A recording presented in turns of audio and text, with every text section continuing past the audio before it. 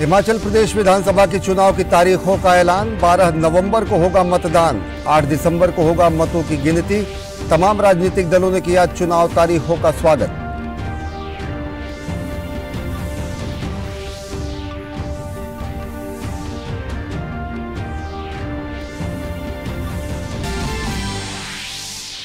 रक्षा मंत्री राजनाथ सिंह ने शहीदों और घायल जवानों के परिजनों की मदद के लिए मां भारती के सपूत वेबसाइट का किया शुभारंभ। कहा, वीर सैनिकों के परिवार के कल्याण के प्रति समाज के सभी वर्गों की जिम्मेदारी।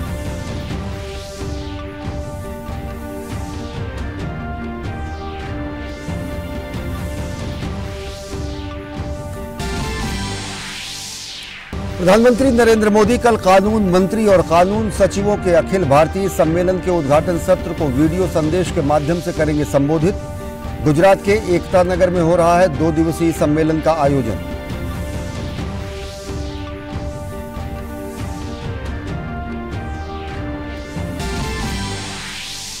ब्रिटेन में बड़े पैमाने पर कर कटौती से बाजार में मची उथल पुथल के बाद वित्त मंत्री क्वासी क्वार्टेंग 6 सप्ताह से कम समय में हुए बर्खास्त।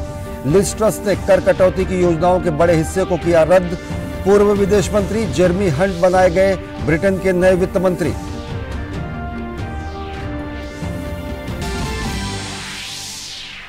फीफा महिला अंडर 17 विश्व कप में मोरक्को ने भारत को 3-0 से हराया। आज की हार के बाद विश्व कप से बाहर हुआ भारत। अपने अंतिम लीग मैच में सोमवार को ब्राजील से होगी भिड़ंत।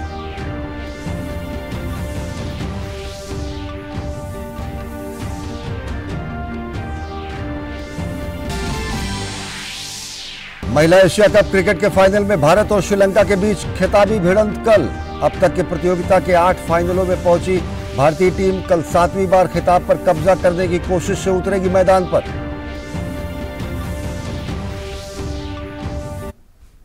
नमस्कार, मैं हूं अश्विनी कुमार मिश्र। देखते हैं खबरों को विस्तार से। हिमाचल प्रदेश विधानसभा चुनाव के लिए 12 नवंबर को एक ही चरण में मतदान होगा। मतगणना 8 दिसंबर को होगी। मुख्य निर्वाचन आयुक्त राजीव कुमार ने चुनाव कार्यक्रम की घोषणा की। चुनाव की घोषणा के साथ ही आदर्श आचार संहिता लागू हो गई है। 68 सदस्यीय राज्य विधानसभा चुनाव के लिए 17 अक्टूबर को अधिसूचना जारी होगी। 25 अक्टूबर तक पर्चे भरे जा सकेंगे। हिमाचल प्रदेश में 55 लाख से अधिक मतदाता हैं। कुछ मतदान केंद्रों का प्रबंधन पूरी तरह से दिव्यांग कर्मचारी करेंगे। निर्वाचन आयोग का सुविधा पोर्टल प्रत्याशियों और राजनीतिक दलों को ऑनलाइन नामांकन और शपथ पत्र की सुविधा प्रदान करेगा। इस पोर्टल के माध्यम से चुनाव रैलियों और सभाओं की अनुमति के लिए ऑनलाइन आवेदन किया जा सकेगा। मुख्य निर्वाचन आयुक्त ने मतदाताओं से अपने मताधिकार के महत्व को और ज़्यादा प्रयोग करने और अधिक से अधिक संख्या में मतदान करने की अपील की। हिमाचल प्रदेश में वर्तमान विधानसभा का कार्यकाल फरवरी में समाप्त हो रहा है।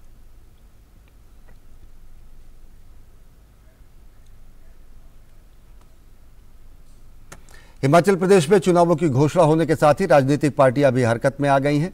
हिमाचल विधानसभा चुनाव के लिए उम्मीदवारों के नामों पर पार्टियों ने मंथन का काम भी शुरू कर दिया है। हिमाचल विधानसभा चुनाव के लिए उम्मीदवारों के नामों को अंतिम रूप देने के लिए कांग्रेस के केंद्रीय चुनाव समिति की बैठक कल दिल्ली के 10 जनपद पर होगी। रक्षा मंत्री राजनाथ सिंह ने सशस्त्र बल युद्ध हताहत कल्याण कोष के लिए मां भारती के सपूत वेबसाइट का शुभारंभ किया है। नई दिल्ली में राष्ट्रीय समर स्मारक परिसर में आयोजित एक समारोह में इसका शुभारंभ किया गया। इस अवसर पर रक्षा मंत्री ने वीरगति को प्राप्त हुए सैनिकों के 10 परिजनों और सक्रिय सैन्य अभियानों में अक्षम हुए सैनिकों को भी सम्मानित किया। सशस्त्र बल युद्ध हताहत कल्याण कोष का उपयोग युद्ध के हताहतों के परिजनों और आश्रितों को अनुग्रह राशि की तत्काल वित्तीय सहायता प्रदान करने के लिए किया जाता है। सरकार ने ड्यूटी के दौरान सक्रिय सैन्य अभियानों के दौरान मारे गए या फिर दिव्यांग सैनिकों के लिए बड़ी संख्या में कल्याण योजनाएं शुरू की हैं। इस काम में देशवासियों को भागीदार बनाने का मौका देने के लिए ये वेबसाइट शुरू की गई है। सदी के महानायक अमिताभ बच्चन इसके सद्भावना राजदूत हैं। कोई भी व्यक्ति या कोई भी संगठन www.maabharti.mod.gov.in वेबसाइट के माध्यम से इस कोष में वित्तीय योगदान कर सकता है। अपने देश और देश की सुरक्षा में तैनात वीर सपूतों के लिए कुछ न कुछ करने की परंपरा हमारे देश में लंबे समय से रही है। Arm forces battle casualties welfare fund भी हमारी ट्राई सर्विसेज के लिए एक महत्वपूर्ण फंड है, जिसमें एक डेडिकेटेड पोर्टल के माध्यम से कोई भी हमारी सेनाओं के परिजनों को यथासंभव सहयोग कर सकता है। प्रधानमंत्री नरेंद्र मोदी कल नई दिल्ली में वैज्ञानिक एवं औद्योगिक अनुसंधान परिषद की बैठक की अध्यक्षता करेंगे, जिसमें संगठन के कार्यों की समीक्षा किए जाने और आगे के रास्तों पर विचार करने की उम्मीद है। वैज्ञानिक एवं औद्योगिक अनुसंधान परिषद का गठन 2019 में किया गया था और सोसाइटी का कार्यकाल 3 वर्षों का होता है। प्रधानमंत्री CSIR सोसाइटी के अध्यक्ष होते हैं। ये सोसाइटी परिषद की सर्वोच्च निकाय है, जिसकी बैठक आमतौर पर वर्ष में एक बार होती है। इस बैठक में विज्ञान एवं प्रौद्योगिकी मंत्री डॉक्टर जितेंद्र सिंह, वित्त मंत्री निर्मला सीतारमण, वाणिज्य मंत्री पीयूष गोयल भी हिस्सा लेंगे। इसके अलावा बैठक में सरकार के प्रधान वैज्ञानिक सलाहकार अजय सूद के अलावा NTPC, BHEL, गेल, HAL सहित कुछ सार्वजनिक क्षेत्र के उद्यमों के अध्यक्ष, सह प्रबंध निदेशक भी हिस्सा लेंगे। इसमें 12 शिक्षाविद एवं वैज्ञानिक भी शामिल होंगे। प्रधानमंत्री शनिवार को कानून मंत्रियों और सचिवों के सम्मेलन को संबोधित करेंगे और इसे एक वीडियो संदेश से संबोधित करेंगे। प्रधानमंत्री नरेंद्र मोदी कल कानून मंत्री और कानून सचिवों के अखिल भारतीय सम्मेलन के उद्घाटन सत्र को वीडियो संदेश के माध्यम से संबोधित करेंगे। गुजरात के एकता नगर में 2 दिवसीय सम्मेलन का आयोजन कानून एवं न्याय मंत्रालय कर रहा है। सम्मेलन का उद्देश्य नीति निर्माताओं और भारतीय कानूनी और न्यायिक प्रणाली से संबंधित मुद्दों पर चर्चा करने के लिए एक साझा मंच प्रदान करना है।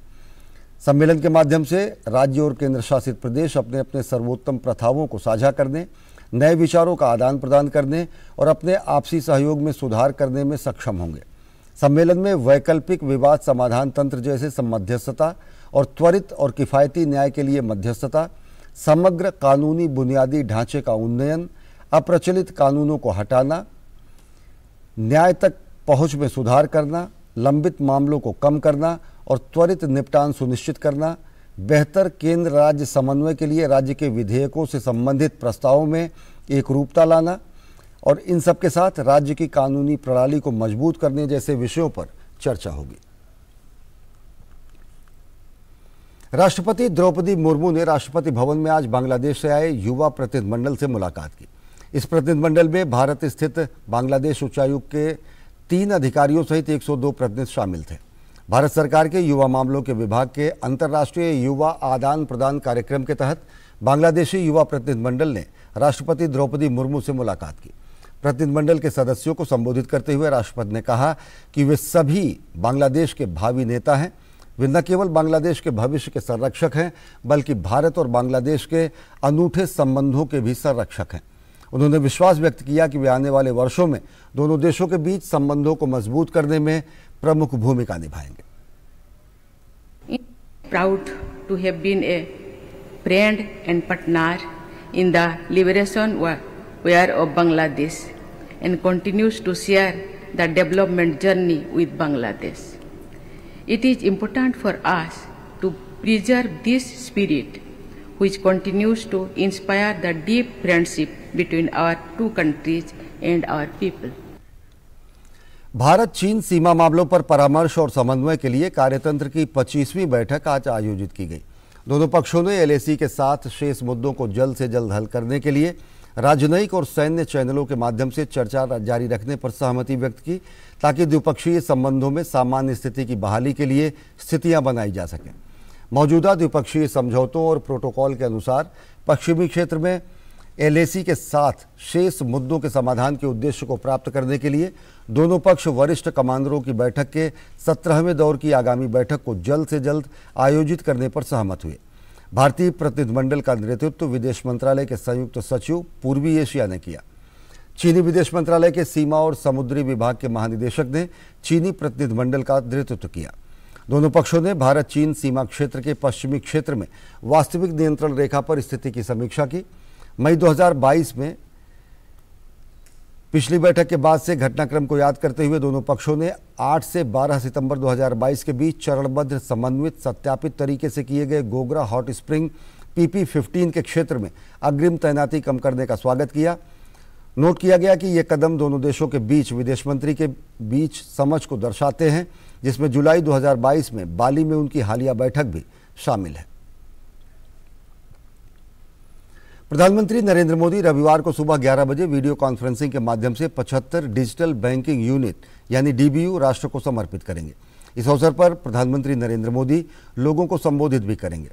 वर्ष 2022-2023 के केंद्रीय बजट भाषण में वित्त मंत्री ने देश की आज़ादी के 75वें वर्ष में देश के 75 जिलों में 75 डिजिटल बैंकिंग यूनिट स्थापित करने की घोषणा की थी।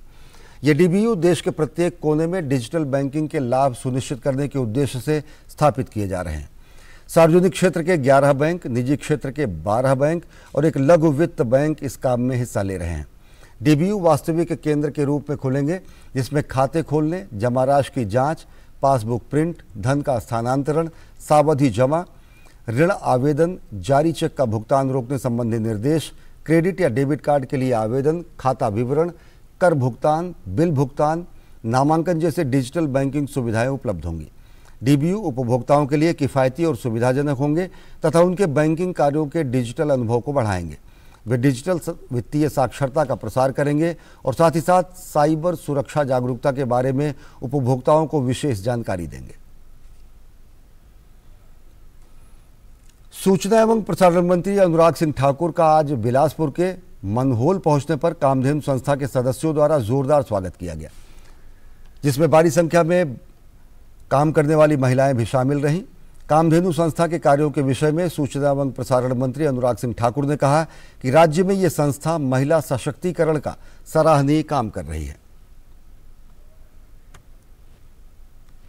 कामधेनु हितकारी मंच का वार्षिक कार्यक्रम सबको इंतज़ार रहता है, क्योंकि इसके साथ 5000 से ज़्यादा बहनें जुड़ी हुई, परिवार जुड़े हुए और वो 1,28,00,000 लीटर दूध प्रतिवर्ष एकत्रित भी करते हैं, यानी कि हिमाचल को आत्मनिर्भर करने की दिशा में काम करते हैं। हिमाचल में प्रतिदिन लाखों लीटर दूध प्रदेश के बाहर से आता है। ये एक बहुत बड़ा काम है जो महिलाओं के नेतृत्व में विकास करने की बात प्रधानमंत्री करते हैं। नई दिल्ली के इंडिया हैबिटेट सेंटर में गोवा में 20 से 28 नवंबर के बीच आयोजित होने वाले 53वें अंतर्राष्ट्रीय फिल्म महोत्सव की तैयारियों पर चर्चा हुई। चर्चा में 50 से अधिक संख्या में दूतावास के प्रतिनिधियों ने हिस्सा लिया। कार्यक्रम में बोलते हुए सूचना एवं प्रसारण सचिव अपूर्व चंद्र ने कहा कि इस साल के आयोजन में काफी संख्या में प्रतिनिधि आएंगे और विदेशी फिल्म निर्माता भी शिरकत करेंगे। 53वां जो अंतर्राष्ट्रीय फिल्म समारोह गोवा में है वो 20 नवंबर से 28 नवंबर 2022 को हम गोवा में सेलिब्रेट करेंगे। और पिछले 2 वर्ष सबको पता है कि कोविड की वजह से थोड़ा सा उसमें दुविधा रही, परंतु इस वर्ष बहुत अच्छी संख्या में हमें अपेक्षित है कि फिल्में भी आएंगी और हमारे यहाँ डेलीगेट्स भी आएंगे और फॉरेन फिल्म मेकर्स भी पार्टिसिपेट करेंगे। इसी श्रृंखला में आज हमने यहाँ पर लगभग 50 दिल्ली में जो दूतावास है उनके प्रतिनिधियों से आज हमने चर्चा करी। उसमें जो है एम्बेसडर से लेकर कई लोग उपस्थित थे और उनको हमने बताया कि गोवा में हम किस तरह की फैसिलिटी दे रहे हैं, भारत में फिल्म बनाने में किस तरह की सुविधाएं उपलब्ध है और अभी जो हाल ही में 4 महीना पहले जो हमने इंसेंटिव पॉलिसी अनाउंस करी थी कि फिल्म बनाने के लिए भारत में किस तरह की इंसेंटिव उपलब्ध है, तो वो हमने उनको सब जानकारी दी और साथ ही में कुछ फिल्में दिखाई जिसमें ये बताया गया कि भारत में किस तरह की हमारी जगह है जहाँ पर जो है फिल्म लोकेशंस हैं, जहाँ पर फिल्म शूटिंग करी जा सकती है, जिससे कि बाहर के जो फिल्म मेकर्स हैं वो आकृष्ट हों और भारत में आके फिल्म मेकिंग करें। साथ ही हमने क्योंकि हमारे 15 देशों के साथ आज को प्रोडक्शन ट्रीटी है, हम चाहते हैं कि बढ़ा के 40 से 50 देशों तक ये को प्रोडक्शन ट्रीटीज़ हों, तो ये भी हम सबको उसके बारे में भी जानकारी दी गई और सबको हम सर्कुलेट करेंगे और हमें अपेक्षा है कि जल्द ही हम को प्रोडक्शन ट्रीटीज़ बढ़ा सकेंगे। आज हमारे इंसेंटिव सब जो है ये जो पॉलिसी है वो हमारी जगह पे है, तो हमें पूरी अपेक्षा है कि हम और फिल्म मेकर्स को भारत पे आकृष्ट कर सकेंगे। इफ़ी गोवा एक हमारा माध्यम है उसके लिए और इफ़ी गोवा में बहुत सारे राष्ट्र उसमें शामिल होंगे। आईएनएस अरिहंत से आज एक सबमरीन लॉन्च्ड बैलिस्टिक मिसाइल का सफल प्रक्षेपण किया गया।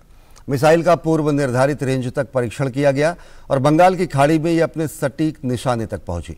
रक्षा मंत्रालय ने कहा कि परीक्षण के दौरान मिसाइल के सभी संचालन और तकनीकी मानक सही पाए गए। INS अरिहंत से SLBM का सफल प्रक्षेपण दल की क्षमता को साबित करने और परमाणु संचालित बैलिस्टिक मिसाइल पनडुब्बी कार्यक्रम को मान्य करने के लिए महत्वपूर्ण है। भारत की परमाणु प्रतिरोधक क्षमता का ये प्रमुख तत्व है।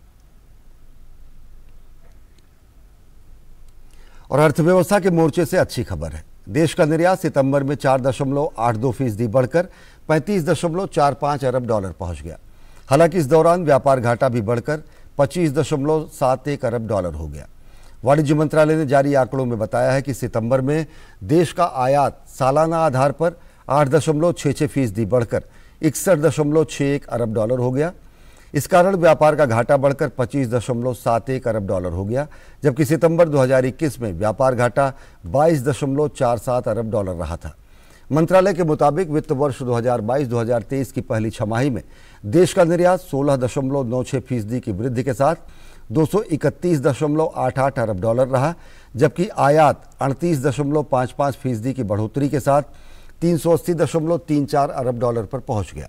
वहीं इस दौरान व्यापार घाटा 76.25 अरब डॉलर के मुकाबले बढ़कर 148.46 अरब डॉलर हो गया।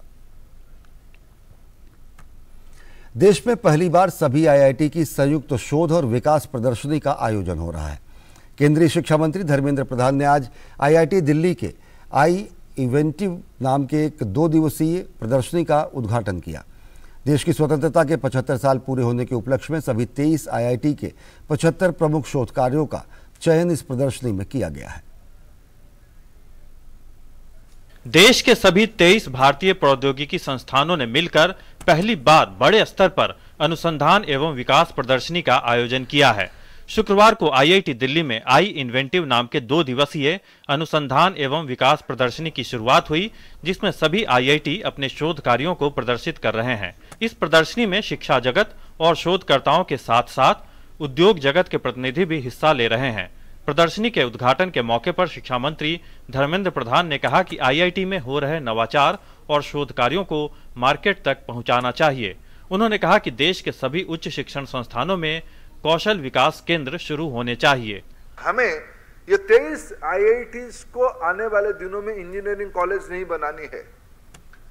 ठीक है, आज प्लेसमेंट और पैकेज के हमने एक पैरामीटर्स माना है, लेकिन आगे से 10 साल के बाद एक पैरामीटर होनी चाहिए, कितने इनोवेशन मार्केट में पहुंचा, मोनेटाइज हुआ, रेवेन्यू कितना कलेक्शन हुआ, कितने जॉब प्रोवाइडर बने, कितने जॉब आया। IIT इसलिए बना था। भारतीय इंटरप्राइजेज के संस्थापक सुनील भारती मित्तल ने उद्योग और शिक्षा जगत को करीब लाने की जरूरत पर जोर देते हुए कहा कि भारत की अर्थव्यवस्था को $5 ट्रिलियन तक पहुंचाने में भारतीय प्रौद्योगिकी संस्थानों की भूमिका काफी अहम होगी। Prime Minister's vision of India being a $5 trillion economy has a underpinning of $1 trillion of digital products and services. That's 20% of his vision. That's huge. That's very large. And for that, to my mind, the 23 IITs need to come together to deliver a very strong contribution and play a very defining role in achieving that very solid $5 trillion economy mark. आजादी के 75 साल पूरे होने के मौके पर आयोजित इस अनुसंधान एवं विकास प्रदर्शनी में सभी IIT के कुल 75 शोध कार्यों को प्रदर्शित किया जा रहा है। ये शोध कार्य जलवायु परिवर्तन, ग्रामीण कृषि, किफायती स्वास्थ्य सेवाएं, ड्रोन टेक्नोलॉजी, स्मार्ट सिटी और इंफ्रास्ट्रक्चर, संचार तकनीक, सेमीकंडक्टर, नैनो टेक्नोलॉजी और स्वच्छ ऊर्जा जैसे क्षेत्रों से जुड़े हैं। इसका मकसद मेक इन इंडिया और डिजिटल इंडिया पहल के तहत नवाचारों को बढ़ावा देना है, ताकि विभिन्न क्षेत्र के लोगों को इनका लाभ मिल सके। Nishant Saurabh, DD news, Delhi. देश की राजधानी दिल्ली से सटे खोड़ा में एक और जन आरोग्यम केंद्र स्थापित किया गया है। बिश्नौली सर्वोदय ग्रामोद्योग सेवा संस्थान की एक और पहल के तहत IGL के सहयोग से इसे स्थापित किया गया है। पेश है हमारे संवाददाता गिरीश निशाना की खास रिपोर्ट। अपने स्वास्थ्य की जांच करा रहे ये हैं उत्तर प्रदेश में गाजियाबाद के खोड़ा की इंदिरा कॉलोनी के लोग। ये लोग बिश्नौली सर्वोदय ग्रामोद्योग सेवा संस्थान यानी BSGSS द्वारा शुरू किए गए जन आरोग्यम केंद्र में अपने स्वास्थ्य की जांच कराने पहुंचे हैं। अपने ही क्षेत्र में मिल रही निःशुल्क स्वास्थ्य सुविधाओं से ये लोग काफी उत्साहित हैं। नहीं, दिल्ली में जाना पड़ता था, सफदरजंग अर्बन में इधर अब तो यहीं पास में ही है। बिल्कुल, मैं तो घर के द्वार पे ही है, यहीं पास में। बहुत सुविधा हो गई, दूर भागने में चला नहीं जाता था, अब पास में बहुत सुविधा अच्छी है। अपने चल रहे जन आरोग्यम स्वास्थ्य आउटरीच कार्यक्रम को और विस्तारित करने की दृष्टि से बिश्नौली सर्वोदय ग्रामोद्योग सेवा संस्थान ने खोड़ा कॉलोनी में औपचारिक रूप से एक और स्वास्थ्य केंद्र का उद्घाटन किया। ये केंद्र इंद्रप्रस्थ गैस लिमिटेड यानी IGL की CSR पहल के हिस्से के रूप में शुरू किया गया है। Urban health has not received as much focus from the government as its rural counterpart. I am delighted to note that civil society organizations like Bishnoli Gramodyog Seva Sansthan are coming forward to bridge this gap. I also congratulate Indraprasth Gas Limited, which has provided the financial support to the Jan Arogyam community healthcare program in Khoda colony of the Ghaziabad district under its CSR umbrella. I don't think there could be a better utilization of CSR funds than addressing the health needs of the urban poor. काफ़ी सकारात्मक पहल है, जिससे और जैसा कि आप यहाँ पे देख पा रहे हैं कि लोग यहाँ पे आ भी रहे हैं, तो इसका मतलब आपको देखने को मिल रहा है कि लोग कितने जागरूक हैं इस चीज़ को लेके। और हम लोग यहाँ पे खोड़ा कॉलोनी में हैं, जो कि मतलब यहाँ पे घनत्व तो काफ़ी ज़्यादा है, यहाँ पे डेंसिटी काफ़ी ज़्यादा है, तो यहाँ पे हेल्थ इश्यूज़ यहाँ पे लगे रहते हैं। तो सिंस इस तरह की कैंपेन से आपके CSR, आपकी जो भी फंडिंग है, आपकी IGL यहाँ पे है, तो it's a good thing, it's a initiative कि हाँ कि जिससे ग्रास रूट लेवल पे हम लोगों को एफर्ट देखने को मिलते हैं, यहाँ पे हम लोगों को आउटकम देखने को मिलेंगे। BSGSS ने स्थानीय लोगों को व्यापक स्वास्थ्य सेवाएं प्रदान करने के लिए IGL की मदद से यहाँ एक क्लिनिक स्थापित किया है। इनमें मुफ्त दवाओं के साथ नियमित OPD परामर्श, प्रयोगशाला परीक्षण, स्वास्थ्य शिविर और समय समय पर जागरूकता कार्यक्रम शामिल हैं। Under this initiative, BSGSS provides health services to the people of Khoda through a fully equipped health clinic with diagnostic facilities. Bharat 18 से 21 अक्टूबर के बीच नई दिल्ली में इंटरपोल की 90वीं महासभा की मेजबानी कर रहा है। इंटरपोल महासभा की तैयारियां जोरों पर हैं। इंटरपोल के पास एक काफ़ी सुरक्षित नेटवर्क है जो कि साल भर 24 घंटे काम करता है। हाल के साल में भारत बड़े डेटाबेस के साथ अंतर्राष्ट्रीय पुलिस सहयोग में सक्रिय भूमिका निभा रहा है।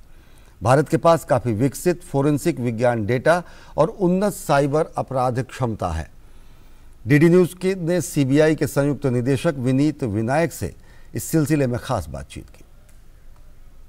भारत में 90th जनरल असेंबली इंटरपोल की होने जा रही है और इस पे बात करने के लिए इस वक्त मेरे साथ मौजूद है joint director Vineet Vinayak CBI से, जो बात करेंगे कि कितना इंपॉर्टेंट है ये भारतीय पुलिस और अंतर्राष्ट्रीय पुलिस सहयोग में भारत के नेतृत्व क्षमता को प्रदर्शित करने का एक महत्वपूर्ण अवसर है।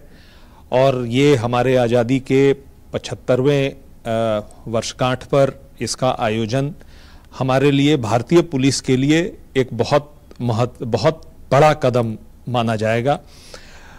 विगत के दिनों में अपराध वैश्विक हुआ है और उस वैश्विक अपराध का सामना करने के लिए सारे देशों की पुलिस एजेंसियों में आपसी सहयोग और समन्वय और आसूचनाओं का आदान प्रदान एक महत्वपूर्ण बिंदु है। और बिना इस सहयोग के हम इस पर कारगर कार्रवाई नहीं कर पाएंगे। इतने पुलिस प्रतिनिधियों का यहाँ पर दिल्ली में आना और आपस में विमर्श करना इस संबंध में काफी महत्वपूर्ण साबित होगा। और ब्रिटेन की प्रधानमंत्री लिज ट्रस ने वित्त मंत्री क्वासी क्वार्टेंग को बर्खास्त कर दिया है। PM लिज ट्रस ने यह कदम ऐसे वक्त पर उठाया जब भारत UK के बीच मुक्त व्यापार संधि को लेकर गतिरोध लगातार बढ़ता जा रहा है। इस फैसले से मौजूदा वित्तीय हालत को लेकर सरकार का संकट और बढ़ सकता है। ब्रिटिश PM लिज ट्रस ने कंजर्वेटिव नेतृत्व के पूर्व उम्मीदवार जेरमी हंट को नया वित्त मंत्री नियुक्त किया है। इसके साथ ही उन्होंने कंपनी कर में कटौती के प्रस्ताव को रद्द कर दिया है। ट्रस ने इस बात की पुष्टि की है कि सरकार अप्रैल 2023 से कंपनियों के लिए कर 19 से बढ़ाकर 25% करेगी। फीफा अंडर 17 महिला विश्व कप 2022 में भारत को आज रात अपने दूसरे ग्रुप स्टेज के मैच में मोरक्को से 3-0 का हार का सामना करना पड़ा। ओडिशा में भुवनेश्वर के कलिंगा स्टेडियम में गोल रहित पहले हाफ के बाद मोरक्को ने दूसरे हाफ में अल-मदनी दोहा के गोल से बढ़त बनाई। इसके बाद यास्मीन जौहर ने 61वें मिनट में दूसरा और जन्ना चेरिफ ने 91वें मिनट में तीसरा गोल कर दिया। इससे पहले मंगलवार को भारत टूर्नामेंट का अपना पहला मैच अमेरिका से 8 गोल से हार गया था। उसी दिन ब्राजील ने मोरक्को को 1-0 से पराजित किया था। भारत और मोरक्को अब क्वार्टर फाइनल की दौड़ से बाहर हो गए हैं। भारत अपना अंतिम ग्रुप मैच 17 अक्टूबर को ब्राजील से खेलेगा। भारत पहली बार विश्व कप फुटबॉल टूर्नामेंट में मेजबानी कर रहा है, जो 11 से 30 अक्टूबर तक आयोजित हुआ है। भारतीय क्रिकेट कंट्रोल बोर्ड ने टी20 विश्व कप 2022 के लिए जसप्रीत बुमराह की जगह अनुभवी तेज गेंदबाज मोहम्मद शमी को 15 सदस्यीय स्क्वाड में शामिल किया है। साथ ही तेज गेंदबाज मोहम्मद सिराज और शार्दुल ठाकुर को बैकअप के रूप में नामित किया गया है। बुमराह पीठ में चोट के चलते टी20 विश्व कप से बाहर हो गए हैं। उनकी जगह मेन स्क्वाड में शामिल किए गए मोहम्मद शमी स्टैंड बाय खिलाड़ियों की सूची में थे। भारत और श्रीलंका के बीच महिला क्रिकेट एशिया कप की खिताबी भिड़ंत कल होगी। भारत और श्रीलंका की महिला टीम एशिया कप के फाइनल में 5वीं बार आमने सामने होंगी। भारतीय टीम ने अभी तक खेले गए सभी 8 संस्करणों के फाइनल में जगह बनाई है, जिसमें 6 बार टीम इंडिया एशियाई चैंपियन रही है। श्रीलंका अपने पहले खिताब के इंतजार में है। तो हिंदी समाचारों के इस बुलेटिन में फिलहाल इतना ही। देश और दुनिया की ताज़ा तरीन खबरों के लिए देखते रहिए डीडी न्यूज़। मुझे दीजिए इजाज़त। देश और नमस्कार।